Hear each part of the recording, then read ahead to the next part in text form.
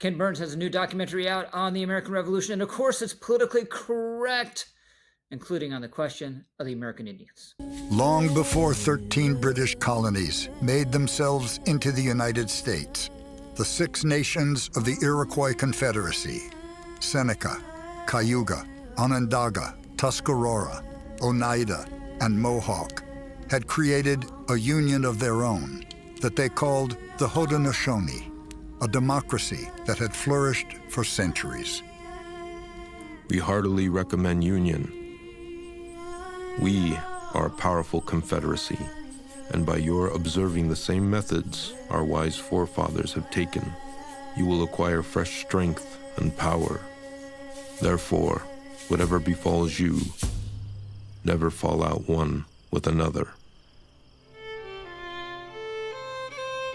In the spring of 1754, the celebrated scientist and writer Benjamin Franklin proposed that the British colonies form a similar union.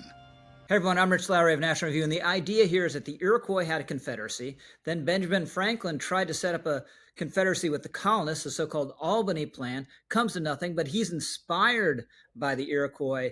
And then 20 years later or so, there are the Articles of Confederation and the Revolution. Therefore, it all stems back to the Iroquois, Tinker, to Evers, to Chance. This is absurd myth-making as history and preposterously simplistic. But as Ken Burns himself, the filmmaker, explained, you have to center the Native Americans in part because of this. In this clip, he is referring to the famous Join or Die cartoon. This is the snake cut up in various pieces that Benjamin Franklin came up with in making the case for the Albany Plan. Here's Burns. They go home to try to sell it. Nobody wants to give up their autonomy. Not a single colony wants to give up their autonomy. So the plan dies. But 20 years later, join or die is a war cry in the most consequential revolution in history. So you've got to center, whatever the common word is, a Native American experience. Now, the Iroquois were important and impressive in their own way. No one should deny that. There was an Iroquois Confederacy in New York, originally 5 tribes, then 6. They had a constitution called the Great Law of Peace. That's all great. It's all worth knowing about. It's all worth studying. But it doesn't mean it had any significant influence on the American project. And people who maintain otherwise point to a letter from Benjamin Franklin in 1751 when Franklin was advocating this Albany Plan, this early confederation that didn't come about. And he said, his words, not mine, if the ignorant savages can do it, why can't we? And I think that was a sarcastic reference saying, well, we might look down on these people, but they've managed to have a confederacy. We can have one too. But he doesn't delve into the institutions. He doesn't say, oh, we got to copy their institutions. None of that. One line in this letter, the Albany Plan does not come about. Eventually, we do have a confederacy. We all know about the Articles of Confederation. No indication whatsoever the Iroquois had any significant influence on that at all. And confederacy itself is not a really novel idea. There have been all sorts of confederacies throughout human history that we've studied for lessons. Again, the Iroquois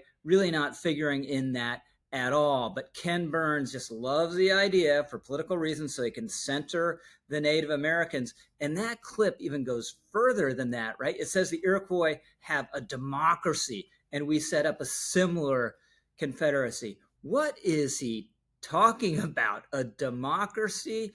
This is absurd. That's an authoritative journal article on the Iroquois Constitution that points out it was a non-democratic elitist way of choosing their leaders that they had. The female heads of clans selected the leaders. They were selected for life. There are no majority votes. There was no freedom of religion. There wasn't even tribal equality. To say our system is based on that is obviously completely otherworldly. Now, again, the Iroquois and other Native Americans were important in their own right. They were here for a very long time before the colonists showed up. They were very consequential diplomatically and militarily for a very long time. That is clearly part of the story. But we shouldn't, when we say we're telling the truth and the whole truth with all its complexity, insert a simplistic fairy tale just because it makes us feel better about ourselves and makes us feel more inclusive. I'm Rich Lowry,